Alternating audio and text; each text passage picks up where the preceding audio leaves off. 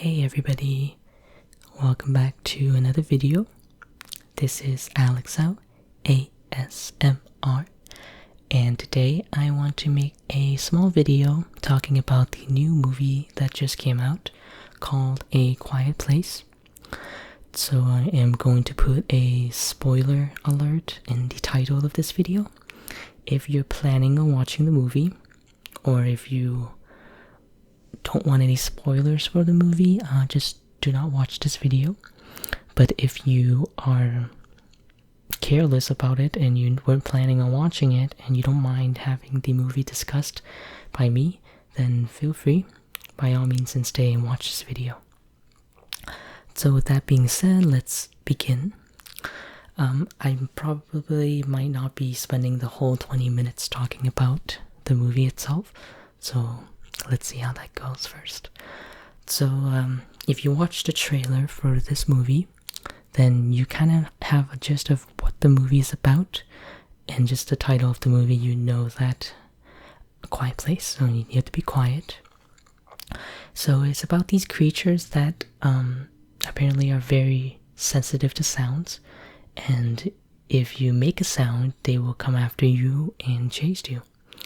So the movie began in a small abandoned town.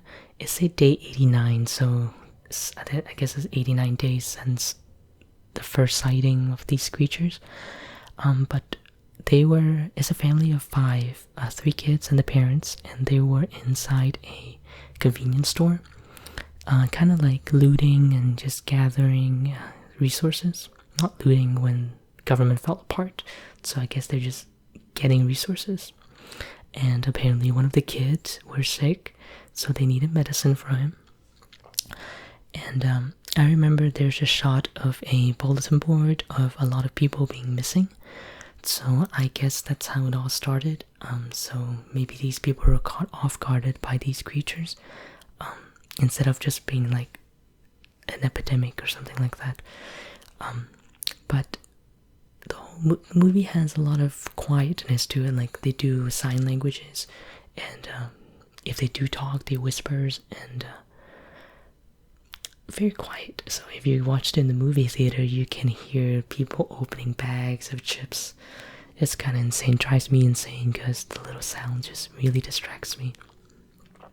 Anyway, so one of the youngest child was trying to get a rocket on the top shelf, and he almost dropped it.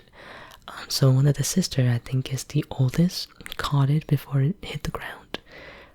And they were so scared, like, oh god, you could have triggered these monsters to come after them.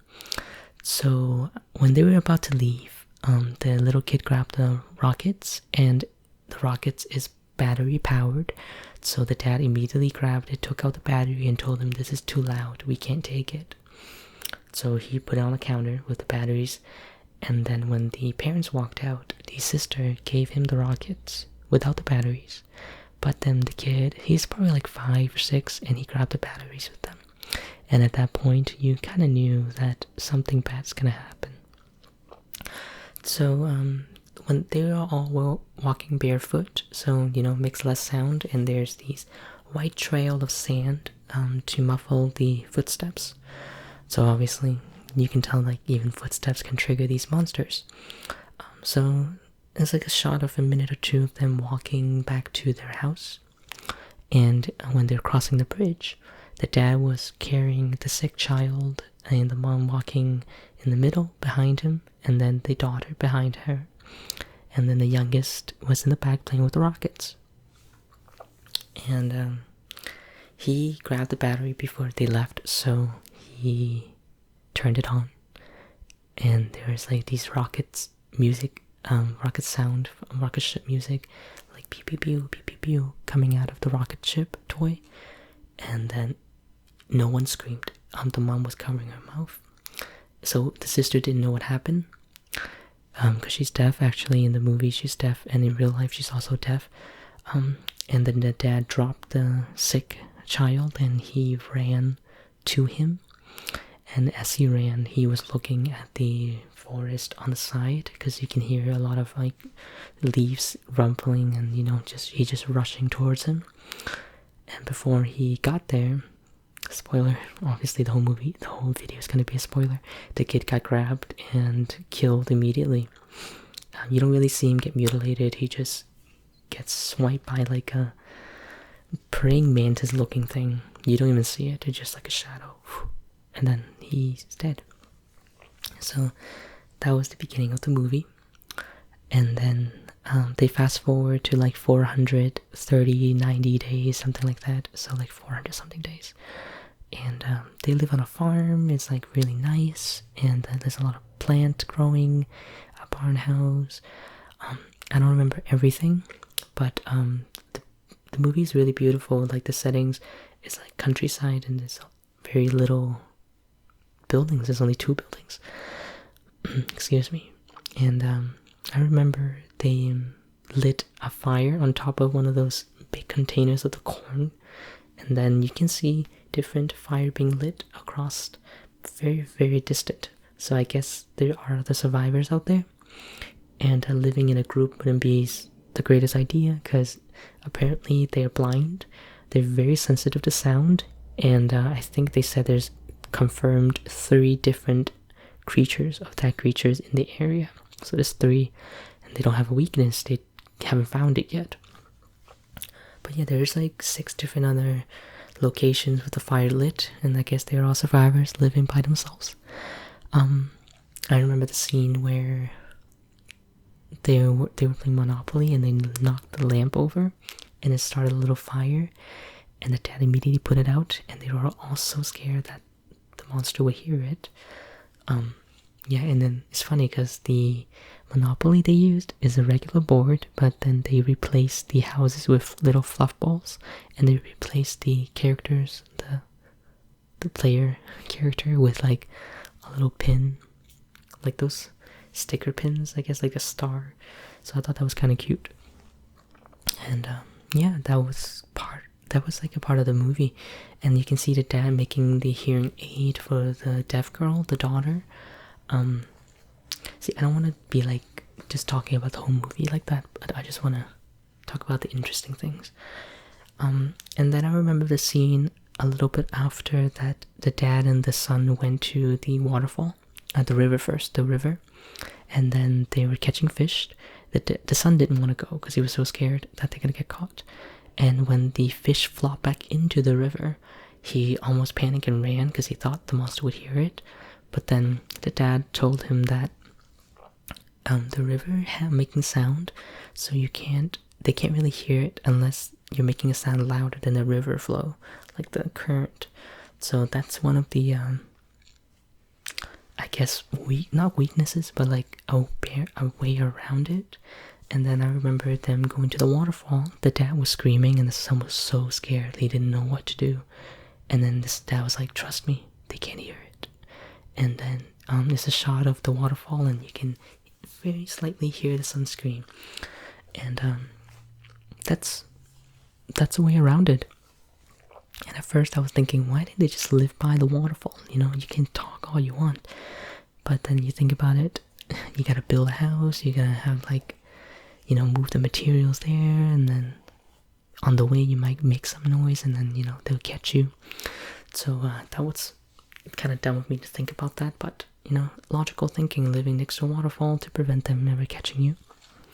But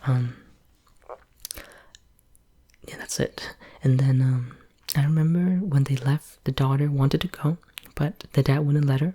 And the whole time the daughter felt really guilty because she thinks she's responsible for the boy's death, the youngest son, so her brother, because she's the one that gave him the rocket ship, not the batteries, but the rocket ship. So she has that guilt, and she also thinks the dad blamed her for it.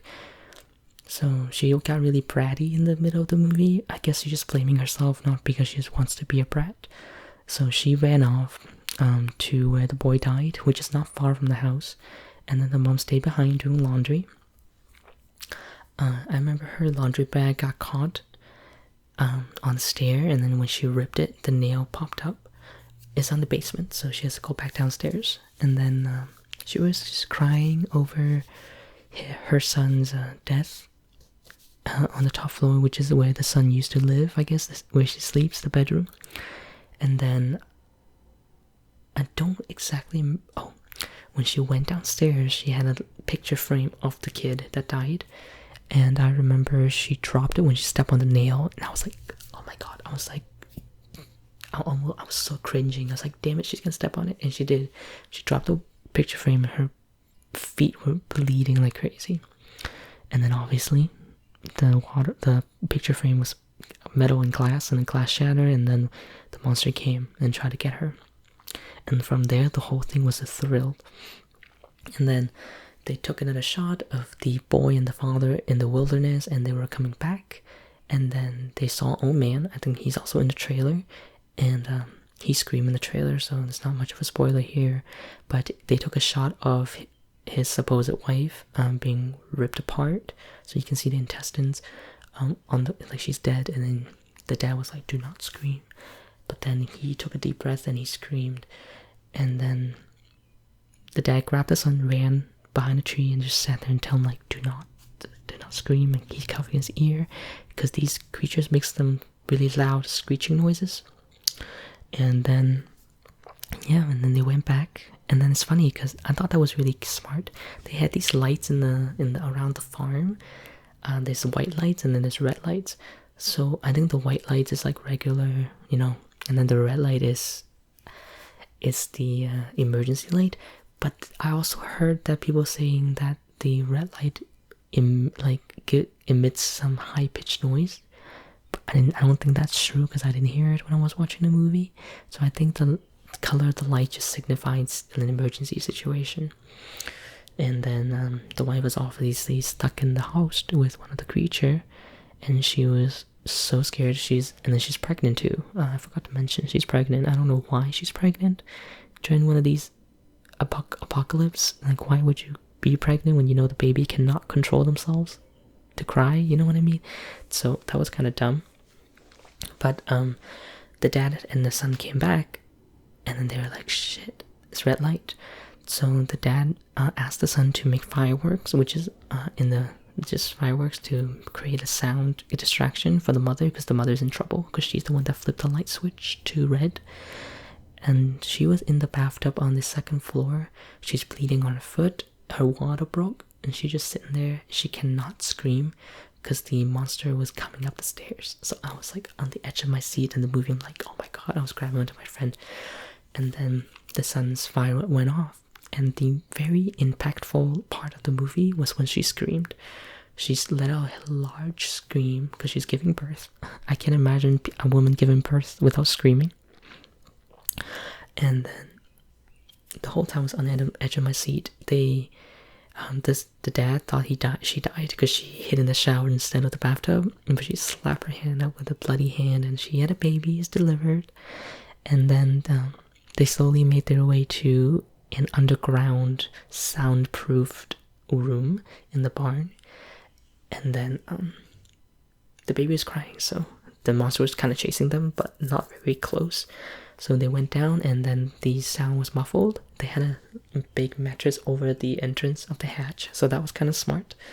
And then they went inside, so it was all good and stuff. But the monster upstairs destroyed everything. Like, they ripped the water tank, and then the water started flooding down. The dad tried to find the two kids. The daughter was deaf, so when she saw the fireworks, she ran back. And then the part where the movie changed its plot was when the monster was behind her, and then she has a hearing aid the dad made for her, and he keeps changing the frequency, so he turned it up a little bit higher to see if she can hear it, but it still didn't work. But then the monster was behind her, and then the hearing aid started going screeching noises. So then the girl was suffering a lot, and so was the monster, and the monster went away. So then at that point, the viewers know that the hearing aid would be a weakness for these monsters. So the other part was, I'm really confused, is when they lit the fire the next day on top of the big storage for corn. No one else lit the fire, so I would assume that all the other survivors in the area died from the monsters, because last time the dad lit it up, there were 6-7 fires being lit up as well, and then there was then this time when they tried to get the attention of the dad. So that was kind of sad. And then I think the dad found them, but then they were being chased. And then at the same time, the mother was stuck in the basement with the baby and a monster down there searching for them because the baby is still crying a little bit. But she hid behind the water that was coming down from the top. So that was another reference to the waterfall scene before. But unfortunately, the dad did not make it because the girl didn't know. She turned off the hearing aid because it hurts her brain a lot because the thing is attached to her skull. And then when the monster attacked the dad, the son screamed dad, and then the monster went after them in the truck where they were hiding. But then she turned it off so it didn't affect it anymore. But the dad wanted to save the kids, so he dropped the axe and screamed really loudly. But before he did a hand sign saying, "I love you, I always loved you," to the daughter, because the son told him that the daughter felt like the dad didn't like him. And when they were looking for him, the daughter felt like the dad's looking for him and not her. So that was very impactful when he made the sign language, and then he screamed really loudly, and you can see him died.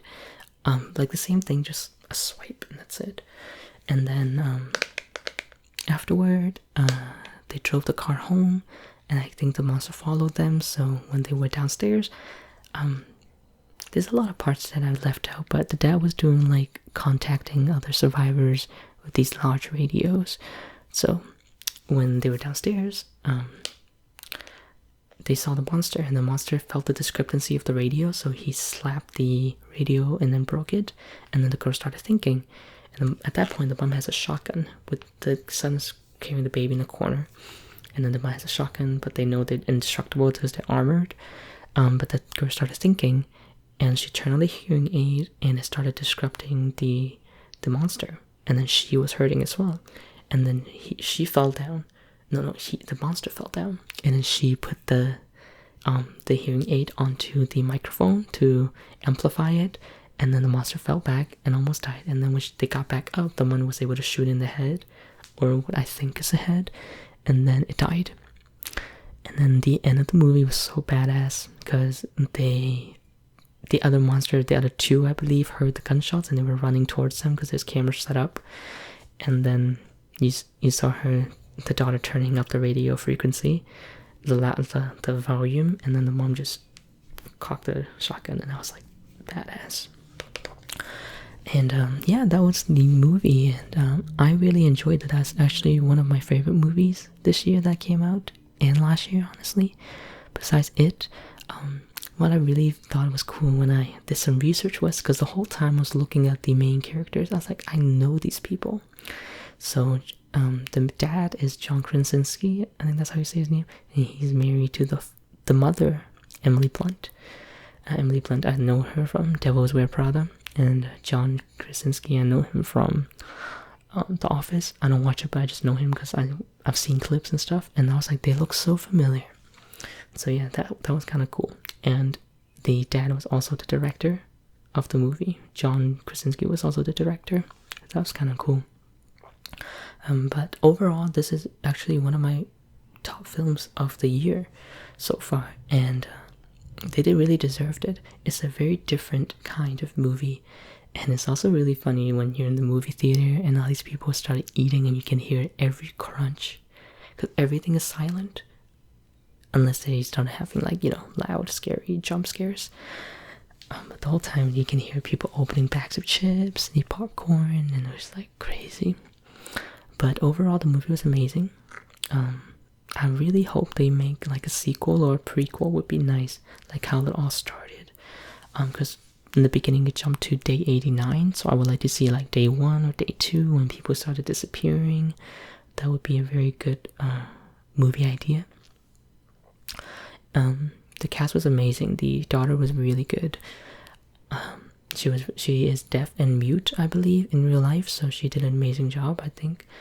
And the son was, they just play a small part in the movie, but the cast was like 6 people, so it wasn't like a big cast.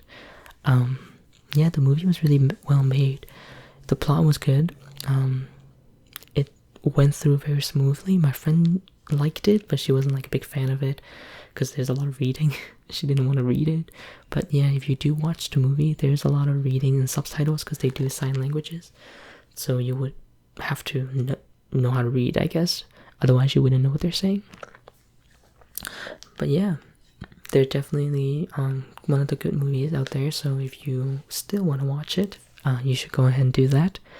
There's also some movie coming out that I'm kind of interested in, but kind of iffy about it. Is Truth or Dare. The trailer was kind of like everyone's probably gonna die, and then they make this weird grin smile. So yeah, I want to see it kind of, but I probably won't see it in the theater. I'll probably watch it at home when it comes out. But it's definitely a different experience when you watch A Quiet Place in the theater, because it's so quiet, usually making like loud noises or like background music and all that. But yeah, this one was good.